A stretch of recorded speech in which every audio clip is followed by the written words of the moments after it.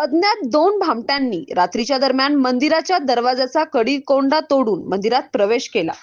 त्यानंतर भामट्यांनी मंदिरातील रोख रक्कम असलेली दानपेटी तोडून काढली आणि ती दानपेटी घेऊन भामटे पसार झाले. ही घटना राहुरी शहर हद्दीत दिनांक 14 ऑगस्ट रोजी सकाळी उघडकीस आली. राहुरी शहरातील कोरडेमळा येथे श्री स्वामी समर्थ मंदिर असून मंदिरात एक दानपेटी बसवलेली होती. दर्शनासाठी येणारे भाविक दानपेटीत रोख रक्कम दान म्हणून टाकत असतात. दर्शन व पूजा करण्यासाठी मंदिर सकाळी व संध्याकाळी काही वेळेसाठी उघडे असते. इतर वेळी मंदिराच्या दरवाजाला कुलूप लावलेले असते. दिनांक 14 ऑगस्ट 2026 रोजी एक भाविक महिला दर्शनासाठी गेल्या असता त्यांना मंदिराच्या दरवाजाचा कडी-कोंडा तुटलेला दिसला. त्यानंतर परिसरातील काही लोक तिथे जमा झाले. त्यांनी मंदिरात जाऊन पाहिले असता तिथे दानपेटी नव्हती. अज्ञात दोन भामट्यांनी रात्रीच्या सुमारास मंदिराच्या दरवाजाचा कडी-कोंडा तोडून आत प्रवेश केला.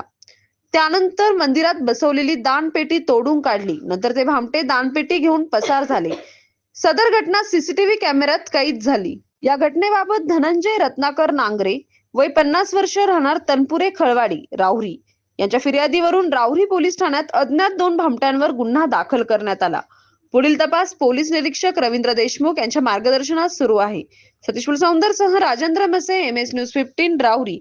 अशाच नवनवीन बातम्या पाहण्यासाठी चॅनलला सबस्क्राईब करा.